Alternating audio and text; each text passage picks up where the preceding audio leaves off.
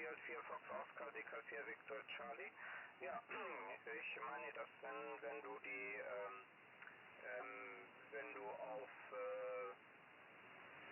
Moment, jetzt muss ich mal gucken, bei Select Radio, wenn du da praktisch die Oszillatorfrequenz eingibst, dann hast du ja des LMBs, dann hast du ja 9750 oder sowas.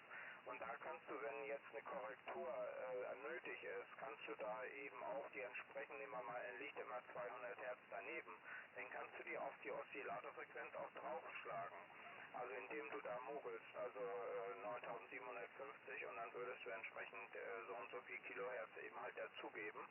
Und das kannst du bei Select Radio auf der linken Seite dann, wo die Oszillatorfrequenz eingegeben ist, eingeben. Und dann kann man das ziemlich zur Abstimmung geben. Allerdings, wenn es jetzt, wenn er jetzt das LMB anfängt zu wandeln,